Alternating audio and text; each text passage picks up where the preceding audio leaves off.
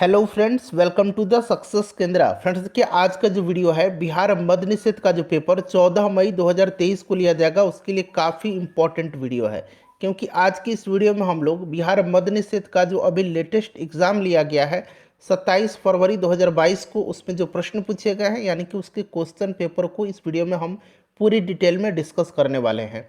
कल मैंने आपको 16 अक्टूबर 2022 को बिहार मद्य निषेध का जो पेपर लिया गया था उसमें जो प्रश्न पूछे गए थे यानी कि इसके क्वेश्चन पेपर को कल मैंने आपको कवर कराया हुआ है। अगर आपने नहीं देखा है तो फटाफट देख लीजिए और दोनों एग्जाम जो अभी लेटेस्ट हुआ है उसका एक बार पैटर्न देख लीजिए कि क्या पैटर्न सेम है, उसी तरह के प्रश्न रिपीट हुए हैं। एक बार देख लीजिएगा, आपको आइडिया लग जाएगा। तो चलिए बिना देरी किए हुए सेशन स्टार्ट करते हैं। पहले प्लीज़ वीडियो को लाइक कर दीजिए और जब सेशन समाप्त होगा तो इसको शेयर भी जरूर कर दीजिएगा। फ्रेंड्स, जैसे मैंने आपको बताया कि इस वीडियो में हम लोग बिहार मद्य निषेध का जो पेपर 14 मई 2023 को लिया जाएगा। फ्रेंड्स, उसके लिए हम लोग बिहार मद्य निषेध का जो एग्ज़ाम 27 फरवरी 2022 को लिया गया था उसमें जो प्रश्न पूछे गए हैं उनको हम लोग कवर करेंगे।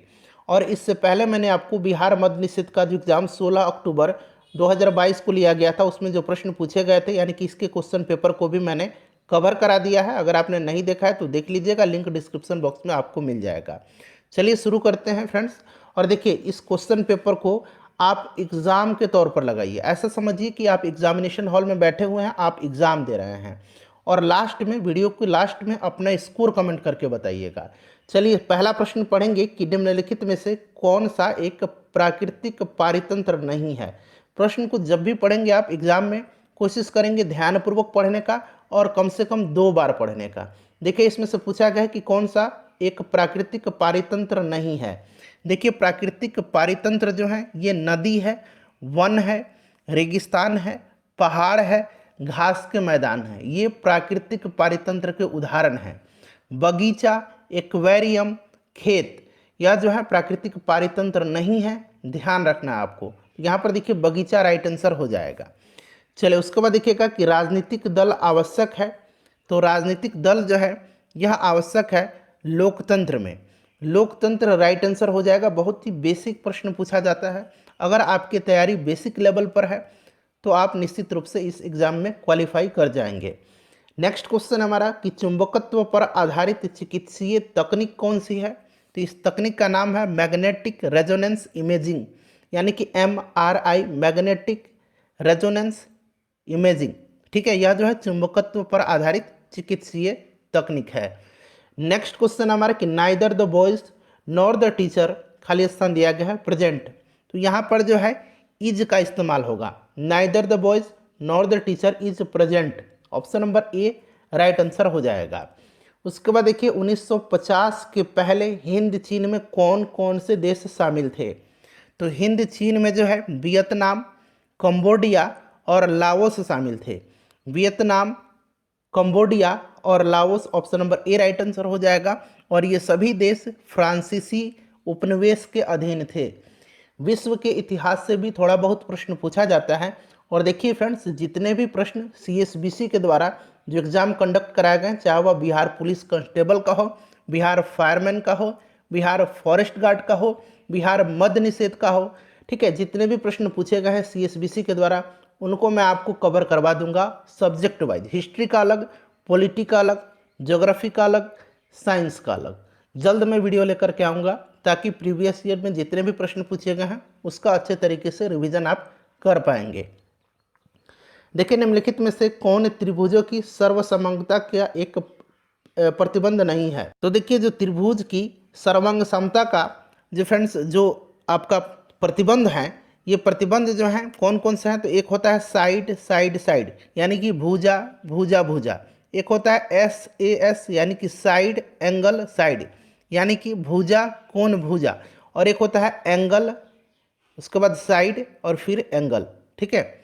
और एक होता है समकोण, कर्ण और भुजा, यानी कि RHS, ठीक है, राइट एंगल, उसके बाद हाइपोटेनस और एक साइड होता है। तो ये जो है ये प्रतिबंध होता है। इसमें से पूछा गया कि नहीं है, तो नहीं जो होगा ये आपका ऑप्शन नंबर C हो जाएगा, भुजा भुजा कोण, ये नहीं होगा, ठीक है। चलिए उसके बाद देखिए अमेरिका की खोज किसने की थी।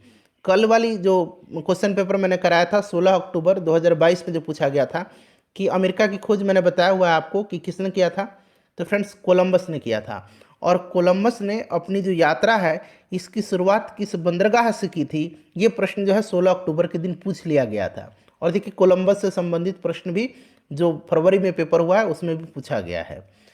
तो इसलिए मैं बोल रहा हूँ कि प्रीवियस ईयर प्रश्न पत्र को एक बार आप देख करके एग्जाम देने जाएंगे। तो स्पेन के पालोस बंदरगाह से, स्पेन के पालोस बंदरगाह से जो है इसने अपनी यात्रा की शुरुआत किया था। चलिए उसके बाद देखिए आधुनिक लोकतंत्र को कहा जाता है। अब देखिए यहाँ पर प्रत्यक्ष लोकतंत्र और शुद्ध लोकतंत्र एक ही चीज़ है, और प्रतिनिधित्व लोकतंत्र और अप्रत्यक्ष लोकतंत्र एक चीज़ है। अप्रत्यक्ष यहाँ मैं लिख देता हूँ, ठीक है। तो यहाँ पर देखिए आधुनिक लोकतंत्र को कहा जाता है प्रतिनिधित्व लोकतंत्र, यानी कि अप्रत्यक्ष लोकतंत्र।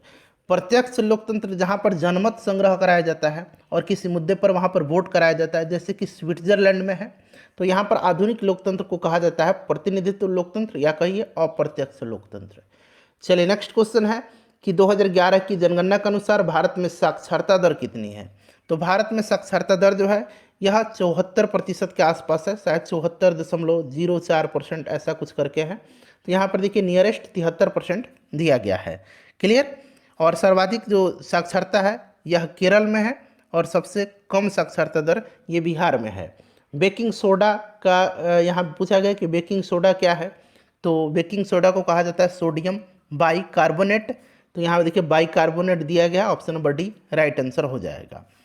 चलो उसके बाद देखिए किस राज्य ने, यहाँ पर किस राज्य की टीम ने 2021-22 में विजय हजारे ट्रॉफी का खिताब जीता है। तो 2021-22 पूछा है, अब आपको 2022-23 ध्यान रखना है, ठीक है। देखिए 2021-22 में पहले मैं बता देता हूँ कि यह किसने जीता। तो फ्रेंड्स हिमाचल प्रदेश ने तमिलनाडु को हरा करके जीता। और 2022-23 वाला आपको याद रखना है कि सौराष्ट्र विनर है और हराया था महाराष्ट्र को। सौराष्ट्र ने महाराष्ट्र को हरा करके 2022-23 विजय हजारे ट्रॉफी का खिताब जीता है। चलिए अगला प्रश्न है कि फिल इन द ब्लैंक्स है कि इफ़, तो यहाँ पर होगा इफ़ खाली स्थान दिया गया आई कम, इफ़ ही विल गो, ठीक है, इफ़ ही विल गो आई कम, ठीक है। चलिए उसके बाद नेक्स्ट क्वेश्चन है, यहाँ पर देखिए अगला प्रश्न है हमारा कि यहाँ प्रोटेस्ट का आपको यहाँ पर क्लोजेस्ट मीनिंग बताना है। तो प्रोटेस्ट का मतलब क्या होता है, प्रोटेस्ट का मतलब आपत्ति करना होता है, ठीक है, रेज एन ऑब्जेक्शन होता है। तो यहाँ पर देखिएगा टू ऑब्जेक्ट होगा इसका क्लोजेस्ट मीनिंग। टू ऑब्जेक्ट का भी मतलब होता है रेज एन ऑब्जेक्शन, आपत्ति करना। उसके बाद देखिए जितेंद्रिय शब्द का सही संधि विच्छेद पूछा गया है। तो जितेंद्रिय का क्या हो जाएगा, जित प्लस इंद्रिय हो जाएगा, जित प्लस इंद्रिय राइट आंसर हो जाएगा। मृदा अपरदन को रोका जा सकता है।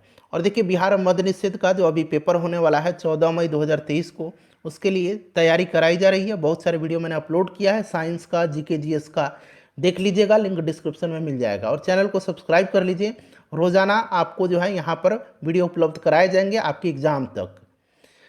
तो वृक्षारोपण के द्वारा राइट आंसर इसका हो जाएगा, ऑप्शन नंबर 1 करेक्ट आंसर हो जाएगा, ठीक है।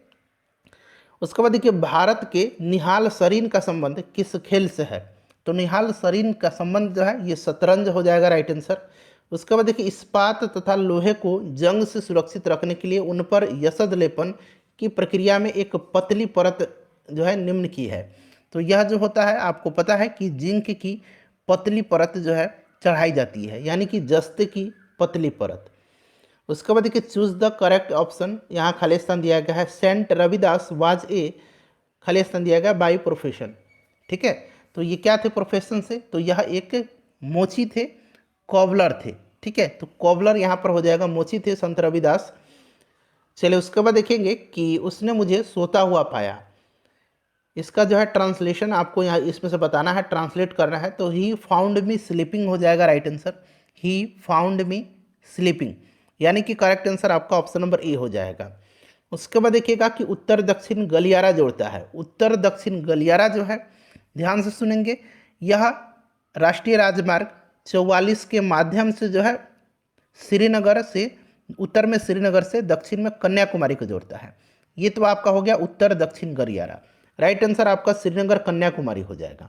वहीं अगर आपसे पूर्व पश्चिम गलियारा अगर पूछता, पूर्व पश्चिम गलियारा, तो पूर्व पश्चिम गलियारा जो है यह NH-27 के माध्यम से जो है यह आपका असम के सिलचर और गुजरात के पोरबंदर को जोड़ता है। यह पूर्व पश्चिम गलियारा, तो इसको भी ध्यान रखेंगे।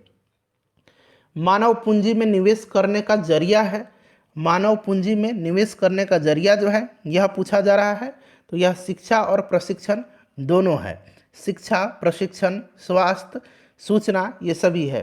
तो शिक्षा और प्रशिक्षण दोनों हो जाएगा। उसके बाद देखिए तृतीय क्षेत्र में सम्मिलित गतिविधि नहीं है।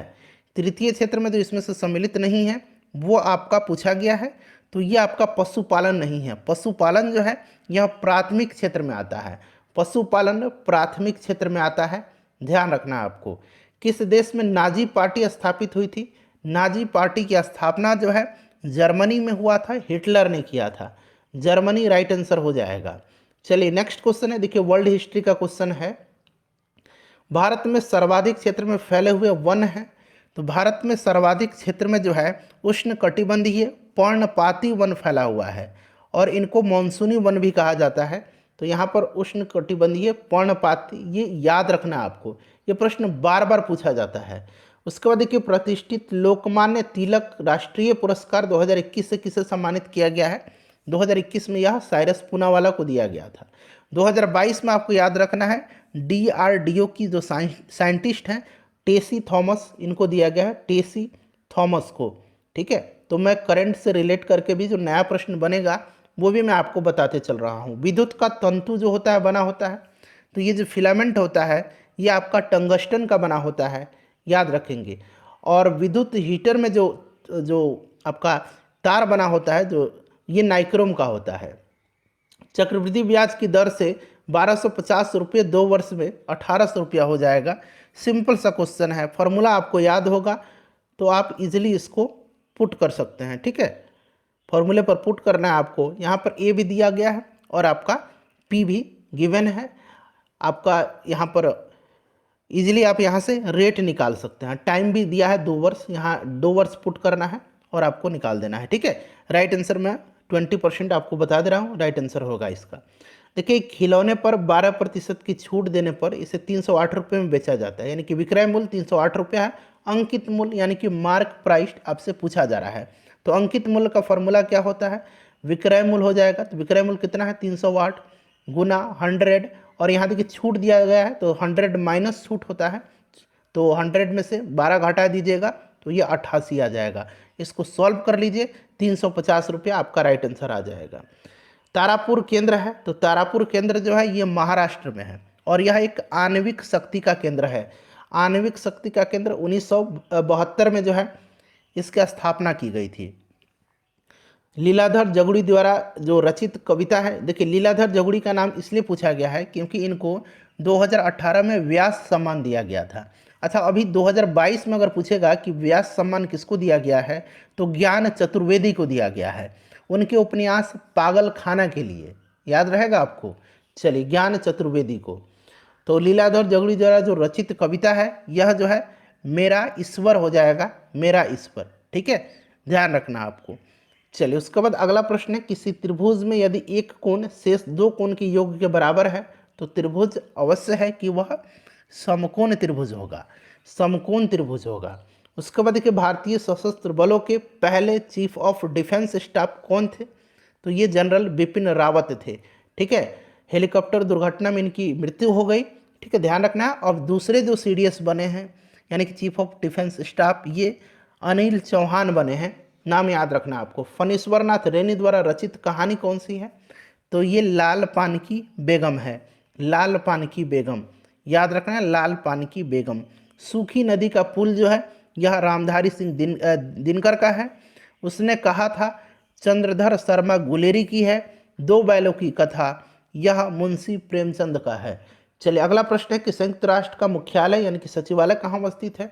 स्थापना इसकी 24 अक्टूबर 1945 को हुई थी, याद रखेंगे आप। और हेडक्वार्टर जो है इसका कहाँ पर है? तो न्यूयॉर्क में है। अगला प्रश्न है कि हीमोग्लोबिन वर्णक पाया जाता है। तो देखिए हीमोग्लोबिन जो है यह पाया जाता है कहाँ पर? तो आरबीसी में, यानी कि जो आपका लाल रक्त कणिका है उसमें पाया जाता है। और हीमोग्लोबिन में ऑक्सीजन को बांधने और मुक्त करने की क्षमता होती है। चलिए उसके बाद देखिएगा कि इज द रूल एप्लीकेबल, खाली स्थान दिया गया ऑल ऑफ अस। ठीक है, बताइए यहाँ पर क्या होगा, तो यहाँ पर टू का इस्तेमाल होगा। Is the rule applicable to all of us. परागकणों का एक पुष्प से दूसरे पुष्प तक स्थानांतरण किस माध्यम से होता है? तो फ्रेंड्स यह जो है वायु से भी होता है, जल से भी होता है और कीट से भी होता है। जल से जो परागकण का जो यहाँ पर जो स्थानांतरण होता है उसको हाइड्रोफिलिक कहा जाता है। हाइड्रोफिलिक, यहाँ मैं लिखने का प्रयास करता हूँ इसको हाइड्रोफिलिक कहा जाता है। वायु से जो होता है उसको कहा जाता है एनेमोफिली, उसको एनेमोफिली कहा जाता है। प्रश्न पूछा गया है, ठीक है, कि वायु से जो परागकण होता है उसको क्या कहेंगे, तो एनेमोफिली। जल से हाइड्रोफिलिक, और जो कीटों के माध्यम से होता है उसको एंटेमोफिली कहा जाता है। यहाँ मैं लिखता हूँ एंटोमोफिली कहा जाता है उसको। ठीक है, ध्यान रखना आपको। चलिए उपरोक्त सभी राइट आंसर होगा इसका। एक विद्युत जनित्र बदलता है, यानी कि जो जनरेटर है यह बदलता है। बताइए राइट आंसर, सिंपल सा क्वेश्चन। चलिए इसका आंसर मैं आपके लिए छोड़ता हूँ, आप कमेंट करके बताइएगा। चलिए नेक्स्ट क्वेश्चन है कि जो दमित्री मेंडलीव थे उनको श्रेय दिया जाता है, तो इनको श्रेय दिया जाता है। ये आपका राइट आंसर क्या हो जाएगा, तत्वों की आवर्त सारणी के लिए option number C correct answer हो जाएगा। और उन्होंने परमाणु द्रव्यमान के बढ़ते क्रम व्यवस्थित करने के लिए जो है उनको यह श्रेय दिया जाता है आवर्त सारणी में। और मेंडलीव के समय अगर कुल ज्ञात तत्वों की संख्या पूछी जाए, जो कितने ज्ञात तत्व थे, तो 63 थे, इसको भी ध्यान रखिएगा। Choose the correct form of the passive. ठीक है, ही स्पीक्स हिंदी है, तो ये क्या हो जाएगा, इसका पैसिव क्या हो जाएगा, तो देखिए इसका जो पैसिव हो जाएगा वो आपका इसमें से बताना है कि क्या हो जाएगा। तो ये आपका हो जाएगा Hindi is spoken by him. अगला प्रश्न है कि वर्तमान बिहार विधान परिषद के अध्यक्ष कौन है? विधान परिषद पूछा गया है, वर्तमान में देवेश चंद्र ठाकुर हैं। ऑप्शन में नहीं दिया गया देवेश चंद्र ठाकुर, क्योंकि उस समय ये प्रश्न पूछा गया था जब एग्जाम हुआ था फरवरी में, उस समय अवधेश नारायण सिंह थे। और अब जो है देवेश चंद्र ठाकुर हैं, याद रखेंगे। बिहार विधानसभा का अध्यक्ष पूछा जाएगा, तो ये अवध बिहारी चौधरी हैं, याद रखेंगे नाम इन सब का। अनुवांशिकी का जनक किनको कहा जाता है? तो फ्रेंड्स ये कहा जाता है मेंडल को। ठीक है, ग्रेगर जोहान मेंडल, जीजे मेंडल को कहा जाता है।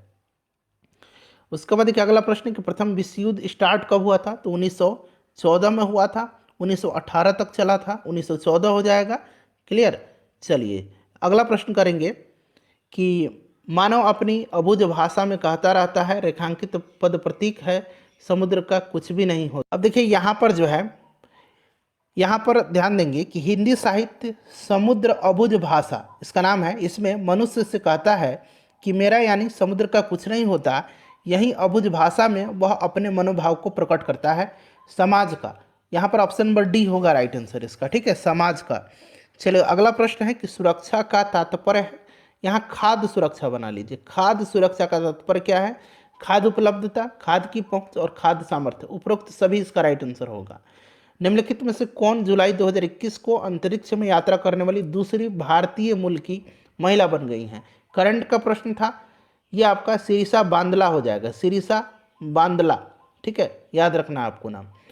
नेक्स्ट क्वेश्चन है हमारा कि राष्ट्रीय मानवाधिकार आयोग की स्थापना किस वर्ष हुई थी? तो 1993 में हुई थी, 1993 में हुई थी। यह एक संवैधानिक निकाय नहीं है, याद रखना, यह एक सांविधिक निकाय है। यहाँ मैं लिखता हूँ एक सांविधिक निकाय है, संवैधानिक नहीं है। ठीक है, इसका गठन संसद का अधिनियम द्वारा हुआ है। तो ये आपका 1993 हो जाएगा। और वर्तमान में राष्ट्रीय मानवाधिकार आयोग के अध्यक्ष जो है जस्टिस अरुण कुमार मिश्र हैं, यानी कि AK मिश्र हैं, याद रखना आपको AK मिश्र। चलिए अगला प्रश्न है यहाँ पर the eyes are not here, where did the girl get down? यहाँ पर actually the correct answer in the to the question from the option that follow in the story, तो यहाँ पर जो है राइट आंसर इसका देहरादून होगा। चलो उसके बाद देखिए भारत का प्रथम परमाणु संयंत्र कहाँ स्थापित किया गया था? तो फ्रेंड्स यह तारापुर महाराष्ट्र में, मैंने बताया था आपको 1972 में। निम्न में से किस श्रेणी में भारत आता है? तो भारत जो आता है, भारत आता है एक विकासशील देश में। ठीक है, चलिए चंबल निम्न में से किस नदी की सहायक नदी है? तो चंबल जो है यह यमुना की सहायक नदी है, यमुना इसका राइट आंसर हो जाएगा। यहाँ पर देखिएगा 10 मीटर, 10 मीटर, 5 मीटर ये डायमेंशन दिया गया है। विमाओं वाली एक कमरे में रखे जा सकने वाले सबसे लंबी छड़ की लंबाई क्या होगी?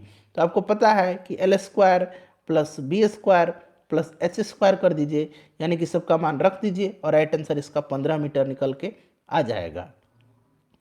इसका करेक्ट आंसर मैं आपको बता देता हूँ। करेक्ट आंसर 384 वर्ग सेंटीमीटर हो जाएगा। क्षेत्रफल पूछा गया है समचतुर्भुज का। यहाँ पर एक भुजा दिया गया और एक विकर्ण दिया गया। सारे मैथ सिंपल हैं। एक कहानी यह भी रचना है, तो यह रचना जो है यह किसकी है? तो मनु भंडारी की है। मनु भंडारी की। पृथ्वी का कुल भाग जो जल से घिरा हुआ है, तो यह लगभग 71% हो जाएगा। किस विकल्प में सही विलोम युग्म है? यानी कि अनादर का क्या होगा? सही पूछा गया है यहाँ पर। ठीक है, तो यहाँ पर ध्यान दीजिएगा, जो गौरव और लाघव ये सही विकल्प दिया गया, मतलब इसका गौरव का विलोम लाघव दिया गया है। ठीक है, अनादर का निरादर नहीं होगा। ठीक है, आदर अनादर आदर। ठीक है, अनूठा बेजोड़ ये तो है ही नहीं, क्योंकि ये अनूठा बेजोड़ तो ये समानार्थी हो गया। चलिए, ये वाला जो है कॉम्बिनेशन सही दिया गया है। स्वयं सहायता समूह में ऋण संबंधी अधिकांश निर्णय लिए जाते हैं, तो यह सदस्यों के द्वारा जो है यह लिए जाते हैं स्वयं सहायता समूह में। ठीक है, अमन फसल संबंधित है, तो अमन जो है यह धान फसल से संबंधित है, यानी कि धान से संबंधित एक किस्म है, तो यह आपका धान हो जाएगा। सरहुल पर्व कौन मनाते हैं? सरहुल पर्व जो है यह मनाया जाता है किस जनजाति के द्वारा? तो यह मुंडा जनजाति के द्वारा मनाया जाता है सरहुल। चलो, उसके बाद 60 नंबर क्वेश्चन है हमारा कि बेलाडीला पहाड़ी श्रृंखला जो है किस जिले में स्थित है? अब यहाँ पर देखिए जिला पूछ लिया गया है। बेलाडीला तो वैसे छत्तीसगढ़ में है, और ये जिला पूछा गया है तो बस्तर में है। ठीक है, बस्तर हो जाएगा, और यह लोहा उत्पादन के लिए सुप्रसिद्ध है, याद रखेंगे आप। चलिए, और यहाँ पर जो है उच्च कोटि का हेमेटाइट लॉएस्क पाया जाता है। कौन भौतिक पूंजी का उदाहरण नहीं है? भौतिक पूंजी का उदाहरण जो है पूछा गया है, कौन सा नहीं है? बताइए राइट आंसर इसका क्या हो जाएगा? तो इसका जो करेक्ट आंसर हो जाएगा वो आपका ऑप्शन नंबर डी हो जाएगा, शिक्षा एवं प्रशिक्षण। ये भौतिक पूंजी नहीं है। उसके बाद देखिए, असमतापी जंतु जिनका हृदय द्विकक्षीय होता है, कौन सा है इसमें से? तो ये शार्क हो जाएगा। शार्क एक असमतापी जंतु है जिसका हृदय द्विकक्षीय होता है। चलिए, उसके बाद नेक्स्ट क्वेश्चन है, क्रिया बल एवं प्रतिक्रिया बल हमेशा लगते हैं। आपने पढ़ा होगा कि न्यूटन की गति का तीसरा नियम। इसमें क्या कहा गया है कि प्रत्येक क्रिया के समान और विपरीत प्रतिक्रिया होगी, और क्रिया बल और प्रतिक्रिया बल हमेशा जो है अलग अलग वस्तुओं पर और विपरीत दिशा में लगाया जाता है। तो अलग अलग वस्तुओं पर यहाँ दिया है, अलग अलग वस्तुओं पर और विपरीत दिशा में, तो option number D right answer होगा। निम्न में से किस क्षेत्र में मौसमी बेरोजगारी की समस्या होती है? सिंपल सा क्वेश्चन है, कृषि राइट आंसर हो जाएगा, कृषि में होती है। निम्नलिखित में से किसका बीज प्रोटीन एवं वसा का प्रचुर स्रोत है? प्रचुर पूछा गया है तो सोयाबीन होगा इसमें से। राष्ट्रपति को महाभियोग की प्रक्रिया से कौन अपदस्थ कर सकता है? आर्टिकल 61 में महाभियोग है, और महाभियोग संसद में लाया जाता है, चाहे वह लोकसभा हो या फिर राज्यसभा, कहीं भी लाया जा सकता है, और इसके लिए ज़रूरी है कि राष्ट्रपति को 14 दिन पहले लिखित सूचना दी जाए। तो यह आपका संसद हो जाएगा। अच्छा, कहा जाता है, तो ये कहा जाता है वोटर लिस्ट हो जाएगा। राज्यसभा का सभापति अपना त्यागपत्र संबोधित करता, तो देखिए जो राज्यसभा का सभापति होता है वह कौन होता है? उपराष्ट्रपति होता है, और यह त्यागपत्र संबोधित करता है राष्ट्रपति को। चलिए, उसके बाद देखिएगा कि निम्न में से कौन दक्षिण अफ्रीका के रंगभेद आंदोलन से संबंधित थे? तो ये नेल्सन मंडेला थे। नेल्सन मंडेला, याद रखेंगे फ्रेंड्स, 1990 में इनको भारत रत्न दिया जा चुका है, और 1993 में इनको नोबेल का शांति पुरस्कार भी दिया जा चुका है। चलिए, उनको दक्षिण अफ्रीका के हैं। एक पासे फेंकने पर विषम संख्या प्राप्त होने की प्रायिकता क्या है? प्रोबेबिलिटी क्या है इसकी? तो यह प्रोबेबिलिटी जो है आधी है, 1/2 है। पंडित बिरजू महाराज का संबंध किस नृत्य से है? तो ये प्रसिद्ध कथक नर्तक थे पंडित बिरजू महाराज। ठीक है, याद रखेंगे, तो ये आपका कथक हो जाएगा। चलिए, उसके बाद देखिए अगला प्रश्न है कि एक कंपनी जो एक से अधिक देशों में उत्पादन का स्वामित्व रखती है उस या नियंत्रण करती है, उसको क्या कहा जाता है? उसको कहा जाता है मल्टीनेशनल कंपनी, यानी कि बहुराष्ट्रीय कंपनी कहा जाता है, एमएनसी। चलिए, कौन से कथन शब्द जो है यहाँ पर कमल के सभी पर्यायवाची हैं? जो पर्यायवाची हैं कमल के, वो हो जाएगा सरोज, पंकज, अरविंद। यहाँ पर देखिए सरोज, पंकज, अरविंद। ठीक है, ध्यान रखना आपको। उसके बाद देखिए एक हॉल का फर्श आयताकार है, इसकी लंबाई दिया गया है, चौड़ाई दिया गया है। हॉल के फर्श को कवर करने के लिए यहाँ पर देखिए 6 मीटर 5 मीटर आकार के कितने कारपेट की आवश्यकता होगी। अब क्या करेंगे ना, आप इसका क्षेत्रफल हॉल का निकाल लीजिए। आयताकार है तो लंबाई गुना चौड़ाई हो जाएगा, ठीक है, और बटा कर दीजिए, ये भी तो आयताकार होना चाहिए, तो 6 गुना 5 कर दीजिए, सॉल्व कर दीजिएगा। राइट आंसर आपको निकल के आ जाएगा 54 कारपेट, कारपेट की संख्या। दाल का बहुवचन क्या होगा, दाल का दालें हो जाएगा। देशों के बीच विकास की तुलना करने हेतु उपयोगी मापक क्या है, तो उपयोगी मापक जो है यह प्रति व्यक्ति आय है, प्रति व्यक्ति आय राइट आंसर इसका होगा, ठीक है। अगला प्रश्न है, हड़प्पा के किस स्थल से जल प्रणाली के प्रमाण मिले हैं, तो जल प्रबंधन की जो उत्तम जो प्रणाली है इसके प्रमाण मिले हैं धौलावीरा गुजरात से, ठीक है। चलिए उसके बाद देखिए आरबीआई के वर्तमान में गवर्नर, तो ये शक्तिकांत दास हैं। उसके बाद देखिएगा ये मैथ का क्वेश्चन है, मैं आंसर बता देता हूँ इसका, ठीक है, आप लोग सॉल्व करेंगे। यहाँ पर फिर से पूछा गया है कि 30% का यहाँ पर बट्टा है, 960 रुपये का यहाँ पर डिस्काउंट मिला है, तो मोबाइल फ़ोन का अंकित मूल्य क्या था, ठीक है। तो राइट आंसर आपका 3200 रुपया हो जाएगा। उसके बाद देखिए कौन सी नदी मुहाना यानी कि एस्सुरी का निर्माण करती है, एस्सुरी जो बनाती है यह कौन सी नदी बनाती है इसमें से, तो यह आपका नर्मदा हो जाएगा, ठीक है। नर्मदा नदी एस्सुरी का निर्माण करती है, अमरकंटक पठार से जो है यह उद्गमित होती है, ध्यान रखना है, और यह पश्चिम की ओर एक भ्रंश घाटी में बहती है। चलिए, और यह सूर्य का निर्माण करती है, खंभात की खाड़ी में जाकर के गिर जाती है। भारत में संप्रभु कौन है, तो हम भारत के लोग राइट आंसर हो जाएगा। बिहार दिवस मनाया जाता है 22 मार्च के दिन मनाया जाता है, और 22 मार्च की विश्व जल दिवस भी मनाया जाता है। नेक्स्ट क्वेश्चन है हमारा कि निम्न में से उपार्जित लक्षण कौन सा है। उपार्जित लक्षण जो है यह शरीर का वजन जो है उपार्जित लक्षण हो जाएगा इसमें से। यहाँ पर देखिएगा which festival is referred to in the Tolstoy little girls wiser than men, तो ये आपका क्या हो जाएगा, ईस्टर गुड फ्राइडे, ठीक है। तो यहाँ पर करेक्ट आंसर जो होगा इसका 84 का ये आपका जो होगा ऑप्शन नंबर यहाँ पर डी हो जाएगा, ईस्टर का। Where was the saint Kabir brought up in his early childhood days, right answer क्या होगा इसका, तो देखिए इनका जो लालन पालन हुआ था वो आपका वाराणसी में हुआ था, ठीक है, वाराणसी में हुआ था, तो वाराणसी इसका राइट आंसर हो जाएगा। सुंदरी वृक्ष पाए जाते हैं, तो सुंदरी वृक्ष जो है यह मैनग्रोव में पाया जाता है, यानी कि मैनग्रोव वन में, तो राइट आंसर इसका ऑप्शन नंबर बी हो जाएगा। Option number B correct answer हो जाएगा मैनग्रोव वन में। उसके बाद देखिए बादल या कोहरा किस कोलाइडी निकाय का उदाहरण है, तो बादल या कोहरा जो है यह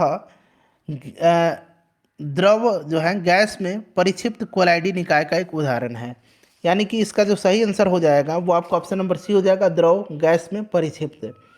संज्ञा शब्द जहर इला प्रत्यय उसमें जोड़ने पर कौन सा विशेषण बनेगा, तो जहरीला बन जाएगा, सिंपल सा क्वेश्चन है, जहरीला राइट आंसर इसका हो जाएगा, ठीक है।